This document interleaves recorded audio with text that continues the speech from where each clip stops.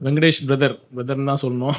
அவரோட ஒரு சில வருடங்களாக ஒரு நெருங்கிய பழக்கம் ஏற்பட்டது. ஒரு காமன் ஃப்ரெண்ட் அருண் பிரசாத், அவரும் ஒரு இம்பேக்ட் ஐஏஎஸ் அகாடமியோட ஃபவுண்டர். அவர் மூலமாக தான் எங்களுடைய அறிமுகம் நடந்தது.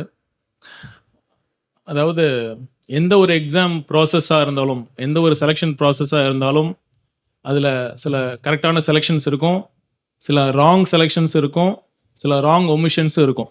பார்த்தீங்கன்னா, நானும் ஒரு சிவில் சர்வெண்ட்டாக 15 இயர்ஸ் ஒர்க் பண்ணியிருக்கேன். நம்ம ட்ரைனிங்கில் போய் ஜாயின் பண்ணியிருக்கோம். நம்ம கூட இருக்கிற இந்தியாவிலேருந்து பல ஸ்டேட்ஸ்லேருந்து, பல டிஸ்ட்ரிக்ஸ்லேருந்து வந்திருப்பாங்க. நம்ம பார்த்தோன்னே அசஸ் பண்ணிடலாம்.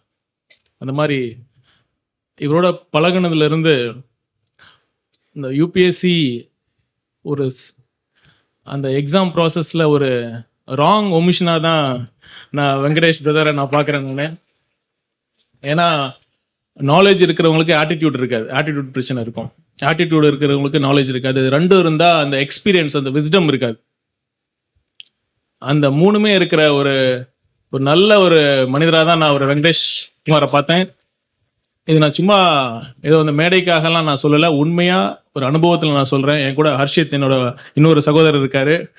நாங்கள் 3 பேர் தான் இதே இம்பேக்ட் ஐஏஎஸ் அகாடமியில் இந்த மேனிஃபெஸ்டோ ப்ரிப்பரேஷனுக்காக we spend lot of hours இங்கே உட்காந்து நாங்கள் டெலிபரேட் பண்ணோம். இந்த சஜஷன்ஸ் நல்லா இருக்குமா, இந்த சஜஷன்ஸ் நல்லா இருக்குமான்னு டெலிபரேட் பண்ணுறப்ப ஒவ்வொரு சஜஷன்ஸ்க்கும் வெங்கடேஷ் குமார் அவரோட அந்த ஒரு தாட் ப்ராசஸ், ஒரு பெர்ஸ்பெக்டிவ் ரொம்ப பேலன்ஸ்டாக, ரொம்ப மெச்சூர்டாக இருக்கும். உண்மையாலுமே நான் சீரியஸாக நம்ம சிவில் சர்வீஸ் ஒரு பியூரோக்ரஸிக்கு ஒரு பெரிய இழப்புன்னு தான் நான் சொல்லணும்.